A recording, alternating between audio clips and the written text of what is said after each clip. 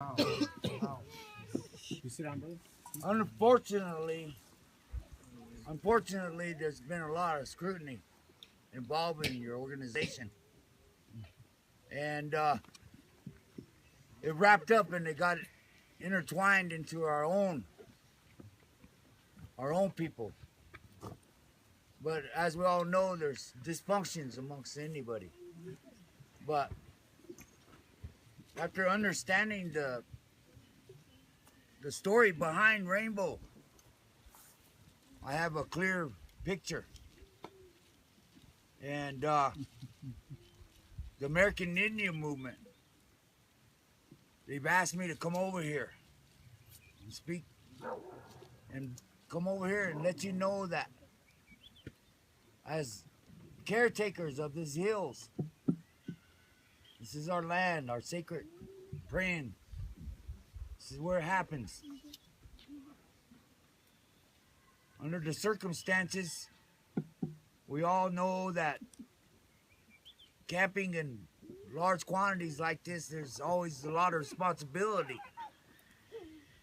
And as a Lakota and as a spokesperson, we're just asking that you leave it like you found it, if not better. And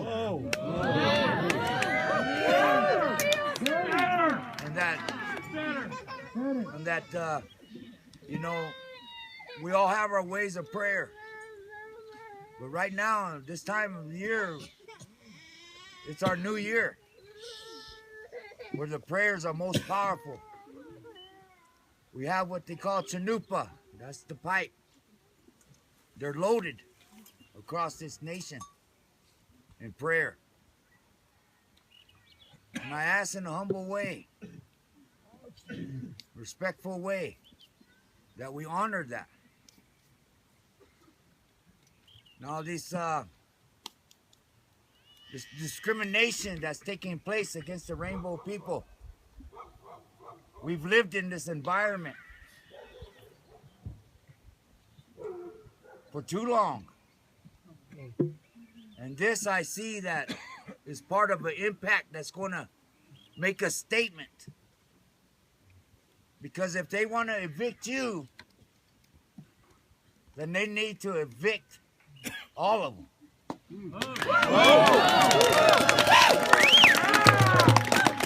So our Lakota people and the American Indian movement and the Lakota People's Law, we welcome you here. Thank you so much. Loving you, brother. And only thing I ask is that respect one another and love one another, even beyond these boundaries, because they're hurting out there. And what they're saying that you can't do, they've already done. So it makes no sense to me. So, you know, I just, on behalf of me and my wife and granddaughter, we came out here just to share this message with you. And the American Indian movement, they back you. Big time.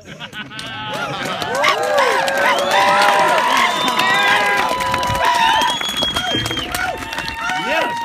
So where's that hookah lounge I heard about?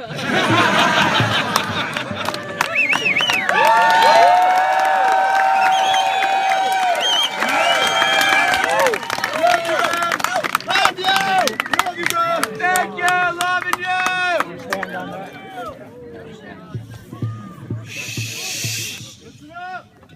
Oh, say, my name's Cody Hall. Some of you guys we talked to you guys a few days ago. We told you we would be back. My buddy Chase Iron Eyes. We're here, and like I said, we are going to come out here and camp with you guys. And those of you guys that want to, if not already know a little bit about traditional ways, we're not going to go extensively about our ceremonial things, but just a little bit of how we or what we're willing to teach you guys through prayer That's what we're here for. But also, I understand it's chow time, so I'm sure a lot of you guys are hungry.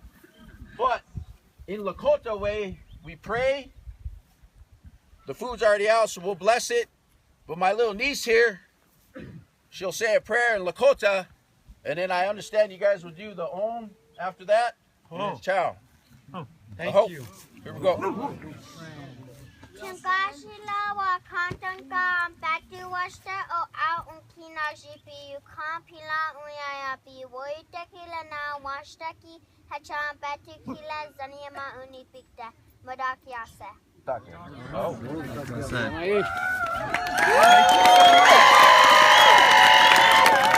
So we're trying to make sense of it. I'm trying to make sense of it.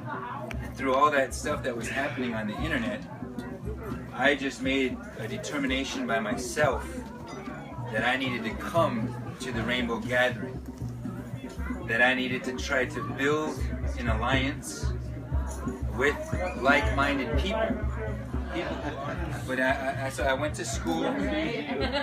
We need lawyers like you. They try to make a slave out of me, just like they try to make a slave out of everybody. These guys are clever. Whoever devised this set of institutions, you know, you call it Babylon, you call it whatever you want, but it's so crafty. With fiat currency, somewhere along the line they colonized us all. I grew up thinking that just brown people were colonized by quote-unquote white people. But after I trained my own mind on the history of the development of political thought, for instance, in the Western culture, I realized that it wasn't just Indians that were colonized. They separated everybody's spirit from their mind. You know what I mean? They separated all of our labor from its meaning, from any meaning. When you come out here, labor has a meaning. I've never been so concerned about cutting wood than I was today. Because I didn't want to go cold tonight, you know? Those who are cooking all the kitchens, that's sovereignty. That's inherent sovereignty. That's independence. That's existing. That's living. People who are gathering wood, people who are cutting wood, people who are cutting, the people who are preparing the food, who are serving the food, who are blessing the food. Those are all jobs. And I want that for humanity. We all need to unplug and to reconnect with the living universe. That's our old way. We've been like that for a long, long time, and we have a cosmology and a mythology and probably some other kind of ology that ties us directly to the sacred land that we're now on. There are other sites in the Black Hills that are tied to certain constellations, to certain stars, during certain times of the season, where we have to go for ceremonies. Some of those things aren't open to just anybody, you know what I mean? But when the proposition came, when the reality came that the rainbow was coming here, and I saw what was happening online, I just took it upon myself, representing myself and my family, to welcome the rainbow. Welcome the rainbow family, because I saw more commonalities than I saw differences. Oh yeah. And there were specific things. When we talk about the Holy Land, the Mecca that we're in, we were guaranteed this whole thing by treaty in 1868. Some of you know about that. And we need help in getting it back. And there really is no better partner. There is no better ally than the Rainbow Nation, the Rainbow family. Yep.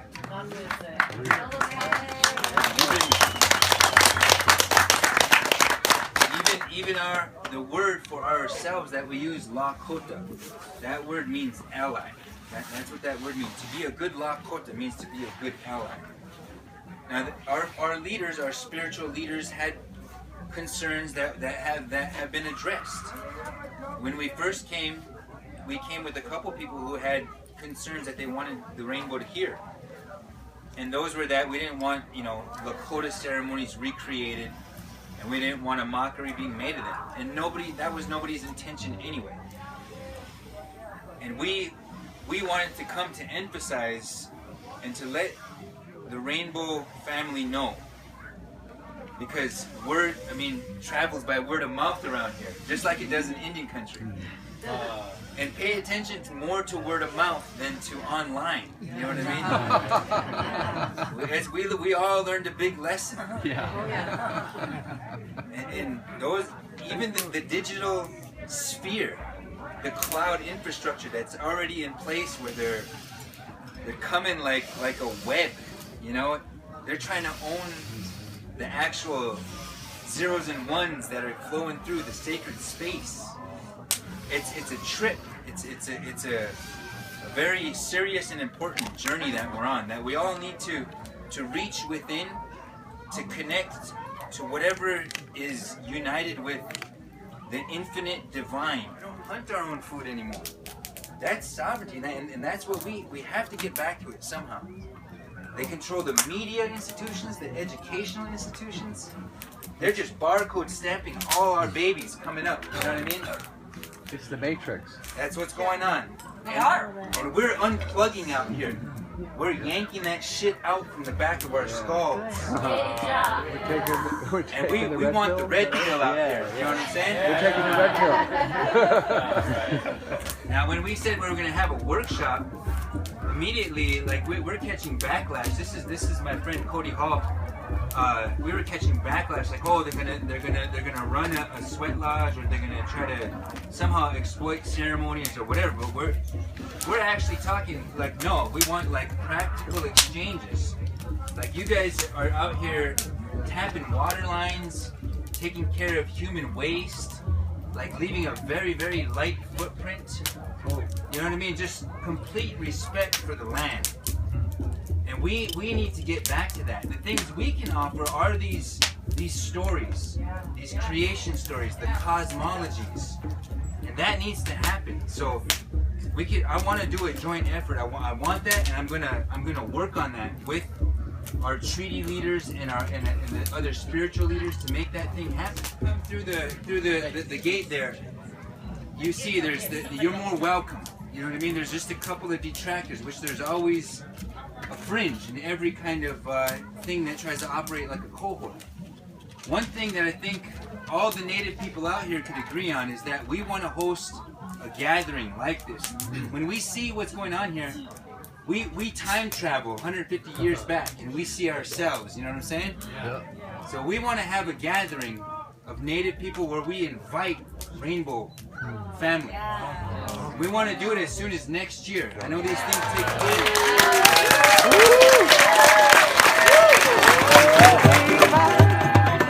Sweetie pie, oh my, you're so fly. You're so fly. My, you're so fly.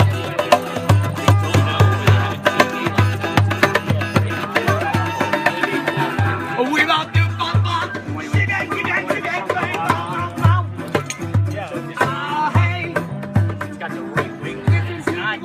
It's a little off balance, but Be my sweetie pie. My, you're so fly. Be my sweetie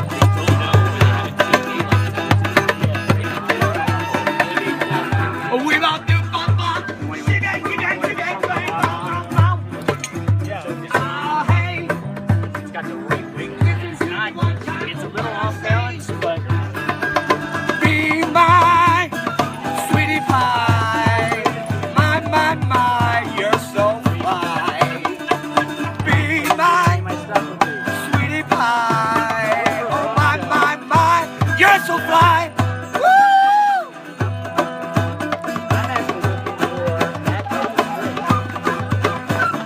She-bop, she-bop, she-bang, hey, hey.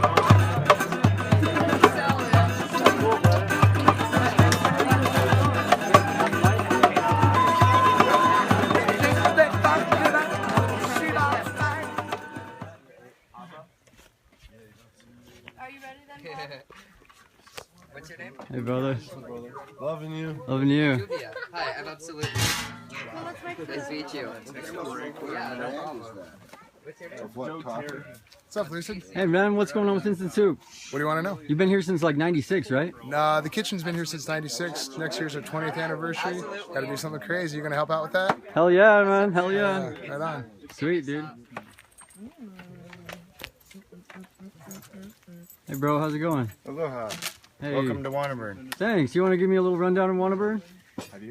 Wannaburn, 22 years ago I started doing gatherings. And I started looking towards my elders, and the things that I did and didn't do made a huge difference in my life. Who I became a lot because of this and the choices I made. So I gave my life back to Rainbow 20-something years later and started my own kitchen. I'm involved in physical exercise, and I teach rope dart, Shaolin style, and we have a fire performance kitchen. I feed the youth and bring the elders and children together, and I arm the children. Thanks, man.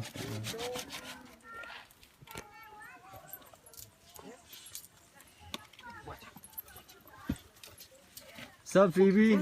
Not much. I'm cooking, getting this fire going. Want to tell me about Hobo Alley, like the philosophy or the idea? I don't know if there is one, except for I know it's a place that dirty kids are welcome. A little bit more open to drinking than other parts of the gathering. A little bit more open to meat than other parts of the gathering. A lot of kids that travel and live on the streets. And yeah, and we dank ass food. That's one of our themes. Delicious. Welcome to Stitch and Bitch, where people can come and learn things and craft and have a space to hang out that necessarily isn't a kitchen and food oriented. Could